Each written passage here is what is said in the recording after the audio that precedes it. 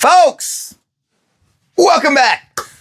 Destined Rivals is officially here. We had our first night of breaks last night where we opened untold amounts of packs. And I am going to give you my take on the opening experience, what I think of some of the top hits in the set, what we pulled, and also what I think are going to be some of the most sought after cards in the set, as well as where the market is going from here, at least in the short term, on Destined Rivals, in my opinion. And so before we jump into all that good stuff, I gotta shout out today's video sponsor. It is Arizona TCG. They are your source for consignment on your PSA, BGS, CGC, and other slabs. You send all your slabs to them. They send you a big check at the end. You do no work to get it. They run everything through their 100% positive feedback eBay store with over 17,000 items sold. Also, they only charge you a 13.5% fee, which if you do the math, after all the eBay fees and shipping supplies, it's probably better than what you're going to get selling it yourself on eBay. So make sure to check out Arizona TCG. The link will be in the description and the comment section below. Okay, guys. I have been doing breaks on YouTube now for quite some time. I have been through multiple large hype set releases, right? We've been through 151. We've been through Surging Sparks, Prismatic Evolutions, Journey Together. And I can say without the shadow of a doubt, Destined Rivals is a different animal. Destined Rivals, at least in my experience, blew out every other set that I listed. Hands down. We went through over 6 full cases of Destined Rivals last night alone. No idea how the rest of the week's going to be. I thought I had enough cases. If this keeps up, I'm going to have to immediately run out and get more cases because the product is flying even faster than I expected. I expected maybe 4 or 5 cases on the high end. I didn't think we'd break 6. To put that in pack perspective, we did over 1,300 packs of Destined Rivals alone last night. Not to mention, we opened some packs of, the Glory of Team Rocket and Heatwave Arena on the Japanese side for anyone that wanted to, open that side of things.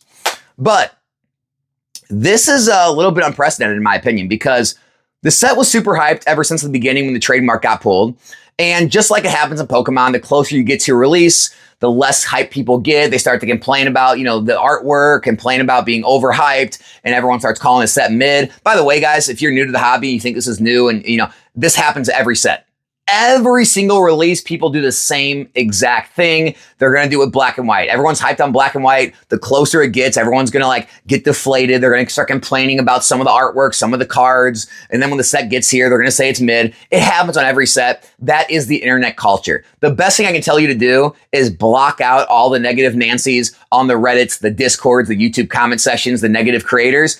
All they are there to do is kind of bring you down. Not make things enjoyable, try to make, even some of the best sets in the hobby seem like they're not. And I can tell you, hands down, this is one of the best sets in the era. It just is. I was honest with you with Journey Together. I said it was a great set, but it was unfortunately a mid set. Said it from the very beginning after my first opening.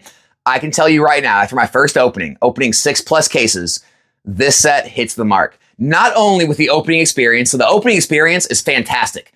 We're averaging, I would say 14 hits a box. A lot of the boxes had 15 hits. Guys, 15 hits out of 36 packs. You're edging close to 18. Edging close to 1 out of every 2 packs. And people will say, well, Alex, that means the cards are going to have no value. No, not at all. Because you get a lot of EXs. Which, guys, irregular EX cards, unless they're playable, they never really have any value. And the regular full arts, not the trainer Pokemon, those never really have much value. Again, unless it's a playable card, maybe a really popular Pokemon. So giving away more of those to give people a better opening experience, pulling more shiny cardboard, that's a huge thumbs up. Pokemon's definitely going the right direction. But you also have the trainer rares, right? The, Rockets Mewtwo, you got the Rockets Moltres and so on. And all those are beautiful, very popular Pokemon, most of them. And they're just as gorgeous as Journey Together was. They're going to do well. The gold cards, just as rare as Journey Together. I believe they're about 1 per case. And so if gold cards ever get anywhere near as sought after as SIRs, they are going to freaking explode in value. But as it sits, people don't like gold cards as much. And even though they're much more rare than SIRs, people still don't prefer them. But the gold cards, they're gorgeous again.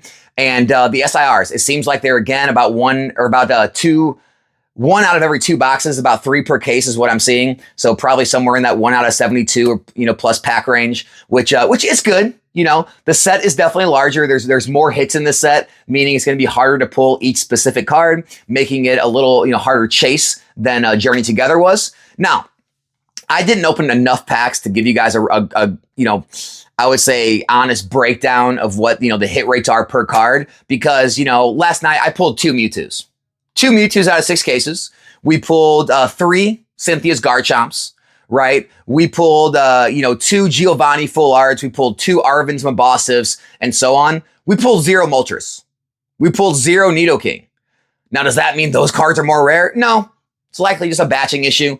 I got the batch with, the Garchomps and the Mewtwo's and other things. Other people probably got the batch with more, Moltres and more, Nidokings. It is what it is. Pokemon can't get a handle on the batching issues, but we'll see how, the rest of this week goes. And if the hits kind of average out, I'll keep you guys posted on that. But it does seem like, the SIRs are going to be, relatively difficult to hit, but not too difficult where it's going to feel like prismatic evolutions.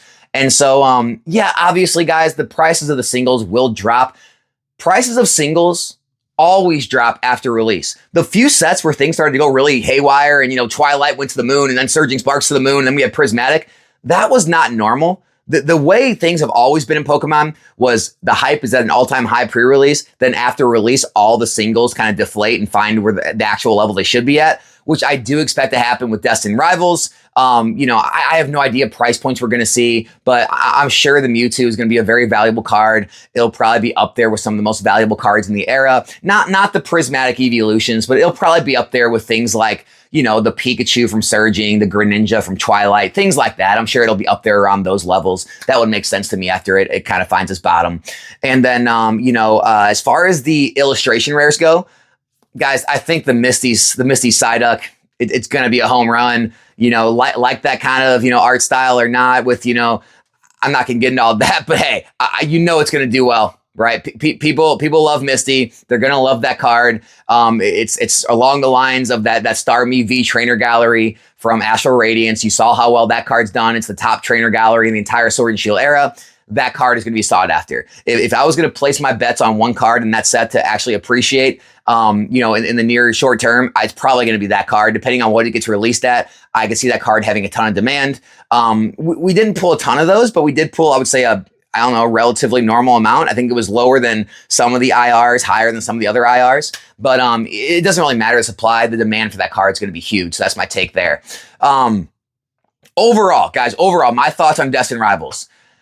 Talking to some of the people that I deal with and, just like, local card shops and just other online sellers who have distribution and things like that, it's weird because from what I've heard, we got similar numbers to Journey Together, okay? But it seems like the availability of the set is higher. So it must not be selling as well as Journey Together, as crazy as that sounds. I know some of the people I bought from have offered me more. At first, they were limiting how much they would sell me at certain price points, and now they're saying I can buy more, and they're going to have more available at release and things. And so, but at the same time, people that I know and trust in the industry have told me like their numbers from distributors, compared to Journey, and it's very similar. And so the only thing that can be true, right, is I guess demand is officially falling, but at the same time, the price point's holding up. And so we're still seeing large amounts of volume sell on TCG Player this week still in the 260s, which on eBay, the prices have fallen, I believe, in the 240s. I know some sales were actually lower than that, but it does seem like the box is holding up in the 240s to 260s, but we're going to have more available. So that would tell you the price will probably likely, continue to decline a little bit until it reaches an equilibrium. But we'll see. Time will tell. If you guys don't remember, Surging Sparks did the same thing. It was massively hyped pre-release with the Pikachu.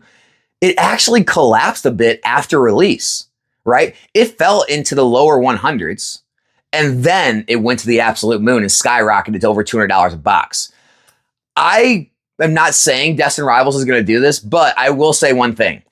Destined Rivals, in my opinion, is going to get opened extreme amounts more than Journey Together. One being the set's a larger set. It's going to take more to open it to actually complete sets, right? It's going to take people longer to actually pull the specific card they want.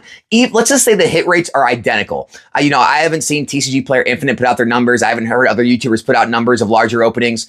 I only opened 1,300 packs, so I can't really give you a good idea.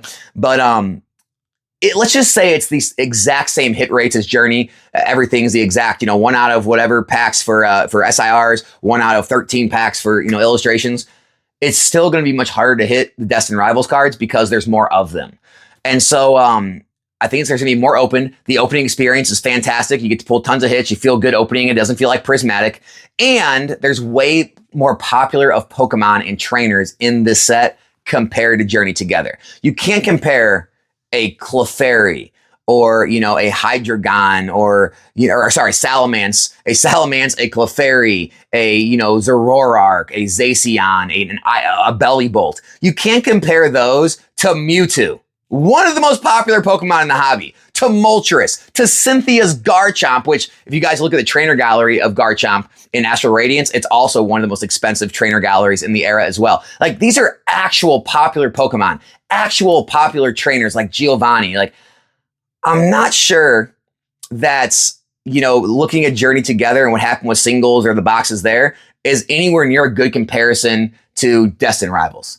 And so, although it may be more available, the prices may decline a bit, I don't see things having that hard of trouble actually maintaining value and rising back up, especially with, in my opinion, the amount of the sets going to be opened and collected and the amount of love that is going to be on some of these SIRs and IRs in this set. And so overall, guys, I love it. I'm happy with the set. Pokemon hit it out of the park.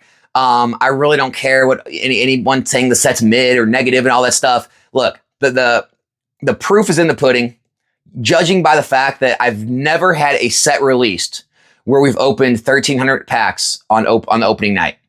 Guys, 1,300 packs of a single set is crazy. For my stream, at least, that's crazy. Look, we do nights all the time where we open 1,300 packs. Don't get me wrong. Like 1,300 packs, I would say that's more on the high end of an average night for me. But we have 1,300 pack nights all the time, right? It's not like out of question. But that's when we have the entire inventory available. Every set in Scarlet Violet, most of the Sword and Shield sets, we got Sun and Moon sets, etc. It's normal, to open 1,300 packs on a night when I have everything available, right? Because you have variety, you have so many people coming in the stream that want to open different things. To open 1,300 packs of a single set, that's saying something. I mean, guys, imagine if we do anywhere close to those numbers for the rest of the week. 4 cases, 5 cases. We could legitimately go through 30 cases, possibly, of Destined Rivals in a single week if I stream all 6 days this week. 30 cases to one streamer. Guys, most of us don't even have a 30 case position. Oh, those of us that invest in stuff like this in most sets that we own. Most of us don't, I would say. Literally, we're wiping out people's entire positions of an investment they would hold in a single week. And I am, again, as people don't like to, accept it, but I'm not even that big of a streamer, guys. I know it may seem like I'm larger in YouTuber stuff.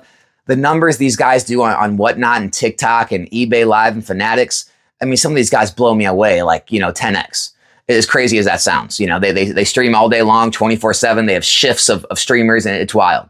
And so if I'm doing these kind of numbers, I can only imagine how many packs some of these other channels are churning through.